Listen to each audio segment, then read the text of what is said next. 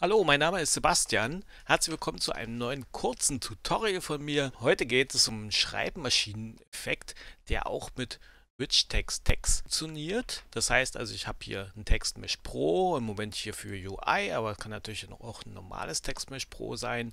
Und geschrieben werden soll also ein Text, aber mit Rich Text Text. Das heißt also zum Beispiel mit Smileys, das wäre jetzt hier dieses Sprite 3, oder mit einer Farbe Color Red.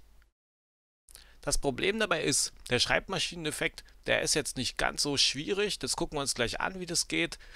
Und man muss aber eben noch ein bisschen was machen, damit man auch diese Text hier ordentlich geschrieben bekommt.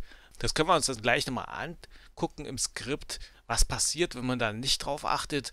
Jetzt erstmal kurz direkt hier zum Skript, was es hier alles gibt, also die Felder kurz erklärt. Wir haben also hier ein Text-Area, ist klar, dann die Geschwindigkeit, dann haben wir hier ein Enum, mit dem hier die Taste eingestellt werden kann, wo das Ganze übersprungen werden kann, der Effekt. Und dann noch optional ein paar Soundeinstellungen, wenn man das haben will, dann kann man das auch noch machen.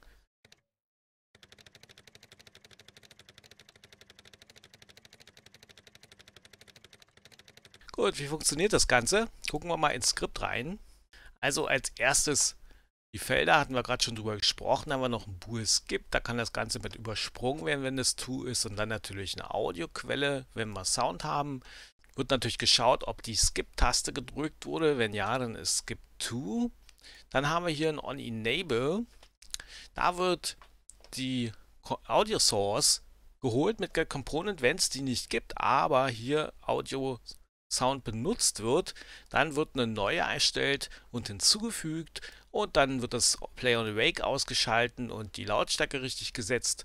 Und wenn Start on Enable To ist, also das Bool, wo man sagen kann, wir möchten direkt starten, dann wird der Effekt gleich gestartet.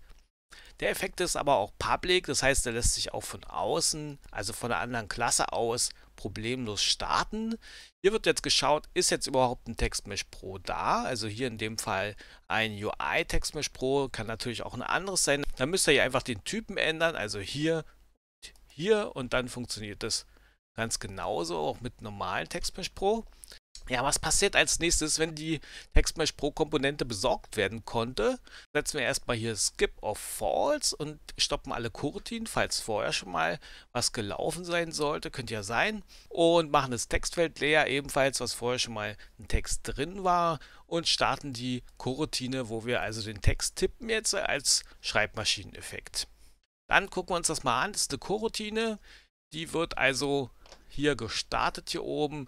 Hier ist sie, die kriegt also das Textfeld rein, dann mit einer Vorschleife läuft sie jetzt durch den ganzen Text, also jeden Buchstaben, jeden Charakter einzeln, und zählt halt hoch, ne, ganz normale Vorschleife. Dann wird geguckt, haben wir es hier mit einem Rich Text Tag zu tun, also fängt das Zeichen hier an mit einem kleiner als, da müssen wir aufpassen.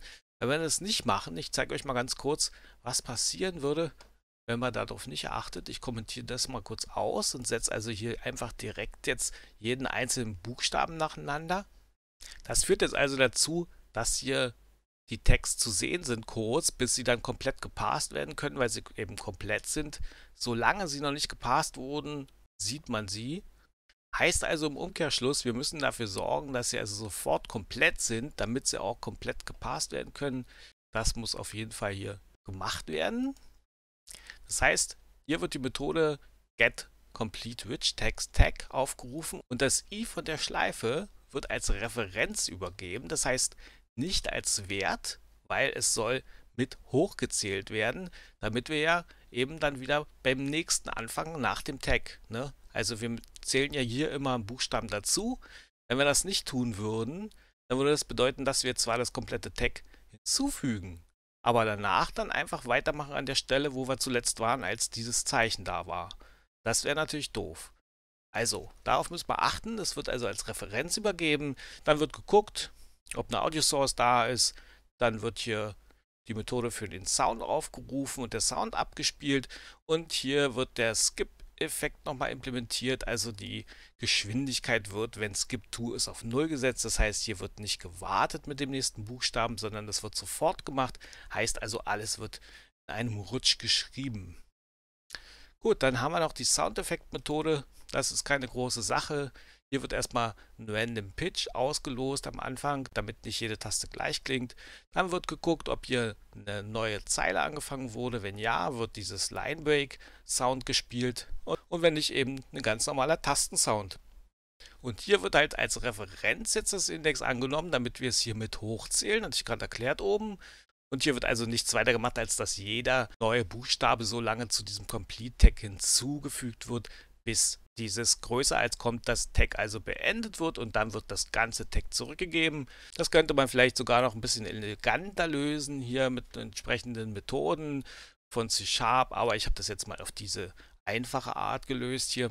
Funktioniert einwandfrei. Ihr könnt, falls ihr mich bei Patreon unterstützt, das Skript komplett runterladen. Ansonsten müsst ihr es eben abschreiben. Und zuletzt würde ich euch noch bitten, vielleicht, wenn ihr wollt, ein Abo dazulassen, falls ihr immer wieder so kleine Tricks und kleine Tutorials sehen wollt von mir. Dann würde sich das für euch sicher durchaus lohnen. Also, dann bis zum nächsten Mal. Tschüss.